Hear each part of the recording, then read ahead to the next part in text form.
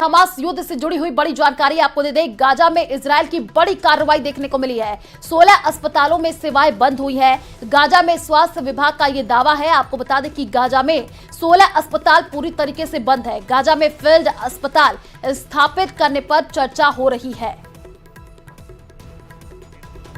तो गाजा में फील्ड अस्पताल देखिए यहां पर स्थापित करने की चर्चा भी हो रही है और इजराइल और हमास में लगातार जो युद्ध है वो दिन पर दिन और भी ज्यादा बढ़ती हुई दिख रही है। गाजा में इजराइल की ये बड़ी कार्रवाई हुई है और लगातार देखिए जो तस्वीरें निकल करके सामने आई है उसमें अभी जो स्थिति है वो नियंत्रण में होती हुई नहीं दिख रही है। गाजा में स्वास्थ्य विभाग का ये दावा है और लगातार देखिए अलग अलग तस्वीरें भी गाजा में फील्ड अस्पताल स्थापित करने पर अब चर्चा हो रही है।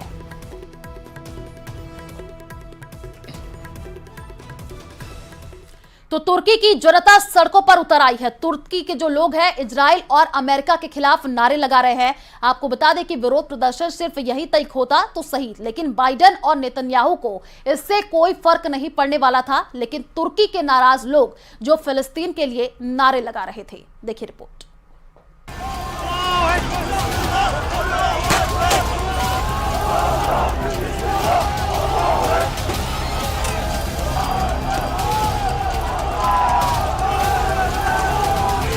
तुर्की की जनता सड़कों पर उतर आई है।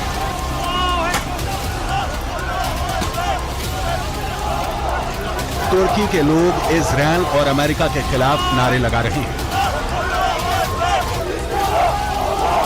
अगर विरोध प्रदर्शन सिर्फ यहीं तक होता तो बाइडेन और नेतन्याहू को इससे कोई फर्क नहीं पड़ने वाला था। लेकिन तुर्की के नाराज लोग जो फिलिस्तीन के लिए नारे लगा रहे थे,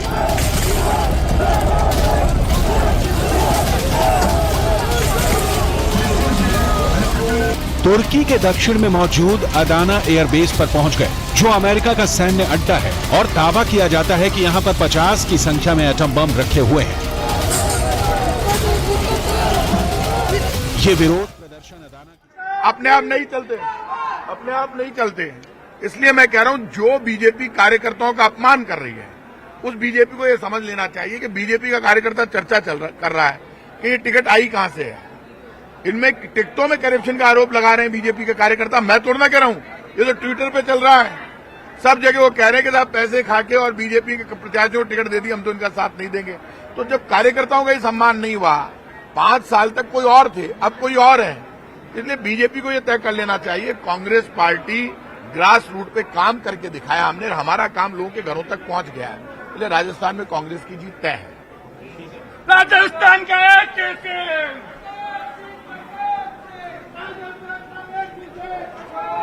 आपने सुना मंत्री प्रताप सिंह खाचरियावास को, जिन्होंने बीजेपी पर जमकर के प्रहार किया है। और देखिए लगातार अब ऐसी भी तस्वीरें देखने को मिल रही है क्योंकि आने वाले दिनों में चुनाव है, आरोप प्रत्यारोप का दौर देखने को मिल रहा है। अभी मंत्री प्रताप सिंह खाचरियावास को आपने सुना है, लगातार उन्होंने कहा कि राज्य सरकार के द्वारा काम किए गए हैं और उसी के बलबूते पर हम आने वाले दिनों में चुनाव जीतेंगे। और साथ ही साथ बीजेपी पर भी उन्होंने जम करके हमला बोला है। तो देखिए सीएम गहलोत के नेतृत्व में यात्रा का आगाज हो चुका है। जयपुर से आपको ये सीधे लाइव तस्वीर हम टीवी स्क्रीन पर दिखा रहे हैं। मोती डूंगरी गणेश मंदिर से इसकी शुरुआत हो चुकी है और देखिए 7 गारंटी को लेकर के यहां पर अब ये यात्रा निकाली जा रही है। जयपुर से ये सीधे लाइव तस्वीर।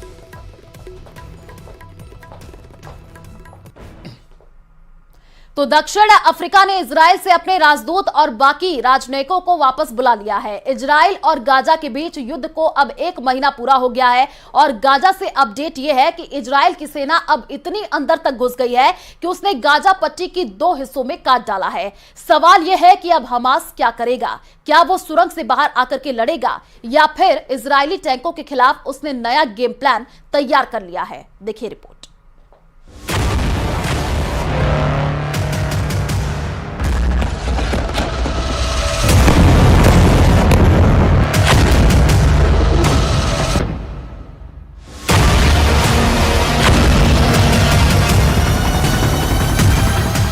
इजरायल और हमास का युद्ध, जंग का 1 महीना पूरा हुआ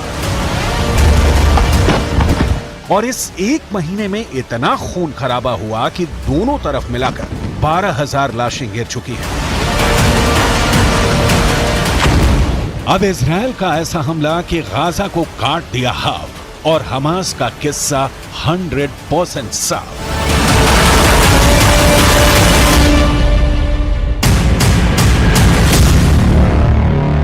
यही इजराइल का मकसद है, यही इजराइल का इरादा है।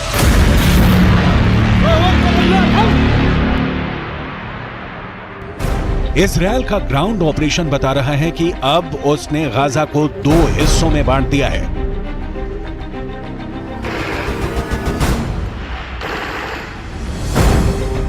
या कहें कि गाजा को 2 हिस्सों में काट दिया है।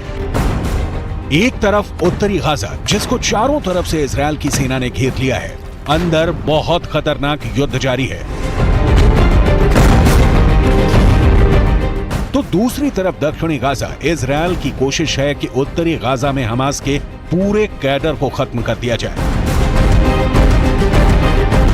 लेकिन उत्तरी गाजा में इजराइल की जमीनी कार्रवाई उस जगह से बहुत दूर नहीं जहां गाजा के सबसे बड़े अस्पताल भी हैं। लेकिन इस वक्त इजराइल से पूरी दुनिया मांग कर रही है कि गाजा पर बमबारी को रोका जाए, यानी सीज फायर हो। 1 महीने के युद्ध को लेकर इजराइल कहां पास हुआ है, कहां फेल हुआ है? 7 अक्टूबर को हुए हमले के बाद हमास के खिलाफ जंग में इजराइल के 2 मकसद थे। पहला, हमास के पास से करीब 250 बंधकों को आजाद कराना, जिसमें इजराइल अभी तक कामयाब नहीं हुआ है। दूसरा, इजराइल हमास को जड़ से खत्म करना चाहता है, लेकिन अभी तक इसमें भी इजराइल फेल ही साबित हुआ है। תדעו שיש דבר אחד שאנחנו לא נעשה. לא תהיה הפסקת אש בלי החזרת חטופינו. שיוציאו את זה בכלל מהלקסיקון. אנחנו אומרים את זה גם לאויבינו וגם לידידינו.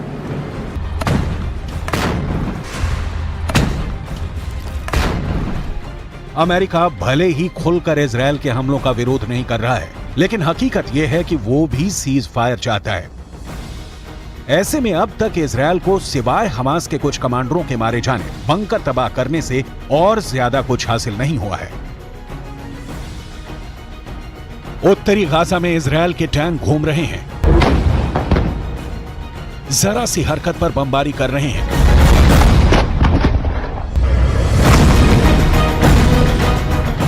इजराइल अब पूरी तरह हमास को घेर कर मारना चाहता है। इजराइल ने गाजा को कैसे 2 हिस्सों में काट कर रख दिया है, इसे समझना बहुत जरूरी है, क्योंकि यहीं से इस युद्ध की अगली लड़ाई और आने वाला खतरा पता चलेगा।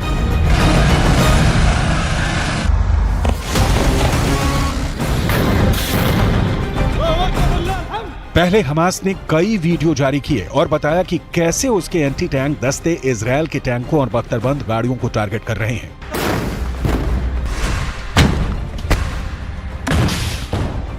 कैसे वो कुछ हजार रुपए में तैयार किए गए रॉकेट से इजराइल के करोड़ों के टैंक को टीन का कनस्तर साबित कर रहा है। ऐसे ही हमलों को काबू में करने के लिए इजराइल ने बड़ा गेम तैयार कर लिया है। नेतन्याहू और उनके कमांडर किसी भी तरह गाजा पर पूरी तरह कब्जा करना चाहते हैं। यही वजह है कि अभी इजराइल ने गाजा को आधा काट कर रख दिया है। बीच में उत्तरी गाजा है और वहां लाखों की आबादी के बीच अब इजराइल हमास को 100% साफ करना चाहता है। अब इजराइल ने वीडियो जारी करके बताया है कि उत्तरी गाजा अब पूरी तरह से उनके कब्जे में है और हमास के दिन बस अब गिने चुने रह गए हैं।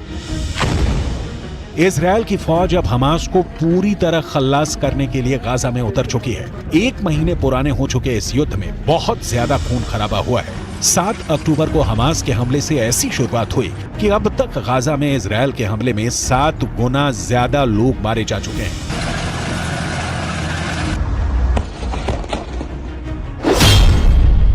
सात अक्टूबर को हुए हमले में इजराइल के करीब 1,500 लोग मारे गए। उसके बाद से अब तक गाजा में बमबारी से 10,000 लोगों की जान जा चुकी है, जबकि फिलिस्तीन के एक और हिस्से वेस्ट बैंक में 145 लोगों की मौत हो चुकी है।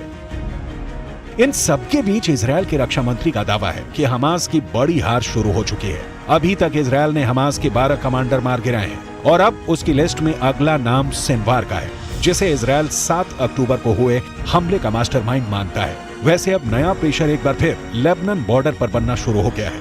लेबनान बॉर्डर यानी नया फ्रंट यानी युद्ध का फैलता दायरा, और बड़े दायरे का मतलब है कि ये लड़ाई वर्ल्ड वॉर में भी किसी वक्त तब्दील हो सकती है।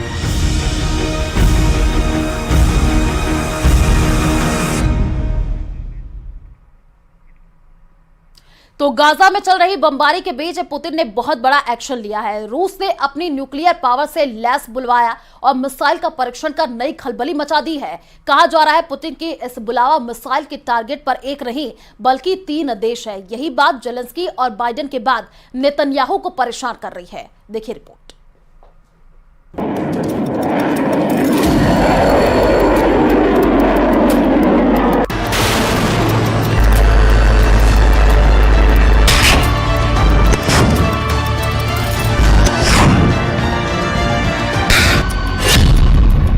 पुतिन के न्यूक्लियर बुलावा का बवंडर। По морской цели. 1-0.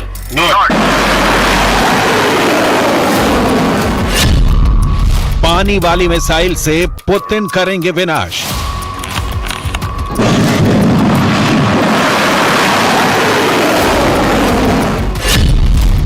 पुतिन का मोस्ट डेंजरस हथियार फायर।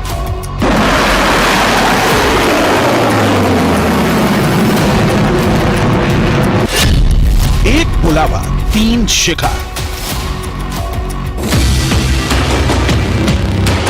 पुतिन ने अपने हथियार भंडार से अब वो निकाला है जिससे तबाही की कहानी इतिहास ने ना कभी देखी ना कभी सुनी है।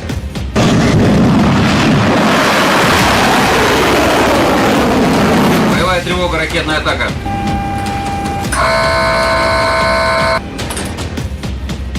रूस ने अपने हथियारों के जखीरे में एक और महाविनाशक हथियार शामिल किया है। रूस की नई परमाणु पनडुब्बी से परमाणु शक्ति संपन्न बुलावा मिसाइल दागकर रूस ने सफल परीक्षण किया है। ये बुलावा मिसाइल अमेरिका तक मार कर सकती है। रूस की परमाणु चालित पनडुब्बी इंपीरेटर अलेक्जेंडर 3 ने न्यूक्लियर हथियार ले जाने में सक्षम बुलावा बैलिस्टिक मिसाइल का परीक्षण किया। 3, 2, 1, Движение старта.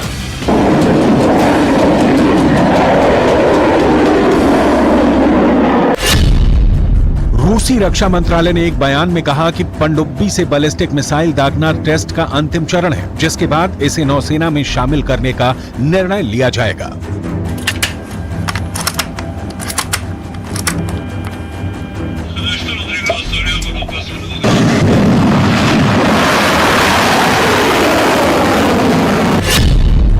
रूस की ओर से जारी बयान के मुताबिक मिसाइल रूस के उत्तरी तट के पास सफेद सागर में पानी के नीचे लॉन्च की गई। अंतर महाद्वीपीय मिसाइल ने रूस के सुदूर पूर्व में मौजूद कामचटका प्रायद्वीप पर एक टारगेट पर हमला किया। इस दौरान मिसाइल ने हजारों किलोमीटर का सफर तय किया और टारगेट को हिट किया।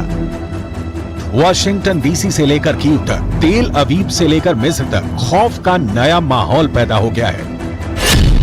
बुलावा मिसाइल की बात करें तो ये 12 मीटर लंबी है, जिसकी रेंज लगभग 8000 किलोमीटर है। ये अपने साथ 6 न्यूक्लियर हथियार ले जा सकती है। रूसी नौसेना की ये एक बड़ी ताकत है।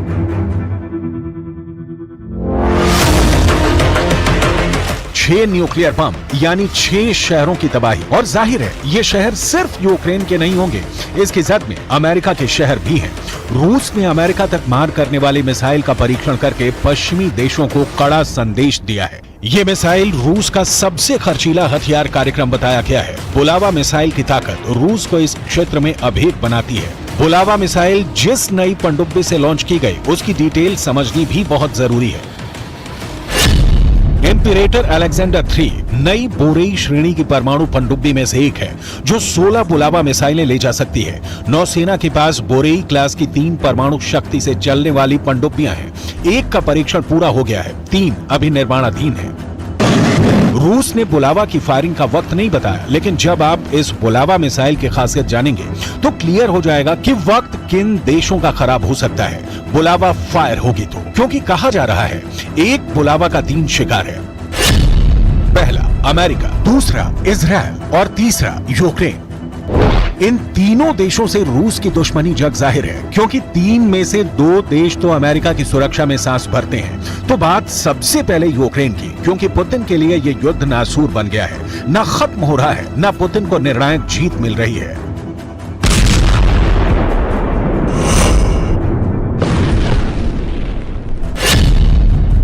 बुलावा का टारगेट नंबर 1 यूक्रेन। कभी रूस तो कभी यूक्रेन जंग फंस गई है। रूस इस युद्ध का जल्दी से जल्दी फैसला चाहता है, लिहाजा जिसकी आशंका दुनिया के कई एक्सपर्ट जता चुके हैं कि इन हालात में पुतिन परमाणु बम गिराने की सोच सकते हैं। बुलावा जैसी मिसाइलें इस दौरान सबसे कारगर साबित होंगी। पुतिन इसे ब्लैक सी से कीव पर दाग सकते हैं। इसे रोकने में यूक्रेन में तैनात अमेरिका का पैट्रियट डिफेंस सिस्टम भी नाकाम साबित हो सकता है। बुलावा लॉन्च की टाइमिंग बता रही है कि पुतिन को चिंता इस वक्त सिर्फ अपने युद्ध की नहीं, इजरायल युद्ध की भी है, क्योंकि इजरायल में भी रूस अपना स्टेक मानता है, जमीनी नहीं, कूटनीतिक। बुलावा का टारगेट नंबर 2, इजरायल। रूस इजरायल के बीच क्या चल रहा है, उदाहरण देखिए, जिससे यह तय हो जाएगा कि पुतिन बुलावा का मुंह इजरायल की ओर करते हैं तो इसमें बहुत आश्चर्य की बात नहीं होगी। रूस इजरायल के कट्टर दुश्मन हिजबुल्लाह को मिसाइल डिफेंस सिस्टम दे रहा है। यह सिस्टम हिजबुल्लाह हमास को सप्लाई करता है, तो इजरायल को गाजा के विनाश की दूसरी स्क्रिप्ट लिखनी होगी।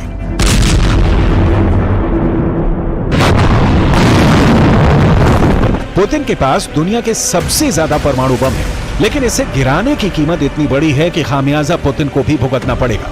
ऐसे में सवाल है कि उस सीटीबीटी का क्या हुआ जिसका ढिंढोरा अमेरिका पीटता रहा है कि दुनिया में न्यूक्लियर हथियार बनने बंद होने चाहिए, लेकिन अमेरिका इसका खुद पालन नहीं करता।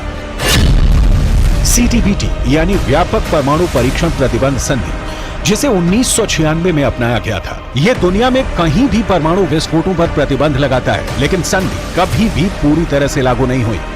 अमेरिका के अलावा इसे अभी तक चीन, भारत, पाकिस्तान, उत्तर कोरिया, इजरायल, ईरान और मिस्र की ओर से अनुमोदित किया जाना बाकी है, यानी मंजूरी नहीं मिली है। ऐसे में यह संधि बहुत असरदार नहीं रही। दूसरी ओर पश्चिमी देशों से मिल रहे यूक्रेन के हथियारों का तोड़ पुतिन के पास परमाणु धमकी है, जिसका प्रदर्शन रूस बार बार करता है। परमाणु वॉर की सूरत में रूस को जवाब देने के लिए अमेरिका अपने एटमी शक्ति का इस्तेमाल करेगा, और इसी की तैयारी के तहत अमेरिका ने नाटो सदस्य देशों में अपनी न्यूक्लियर तैनाती की है। लेकिन इस तैनाती में वॉर के दौरान सबसे कारगर होती है सबमरीन से फायरिंग, क्योंकि सबमरीन का पता लगाने और उसका विध्वंस करने में लगने वाला वक्त दुश्मन के हिस्से में जाता है।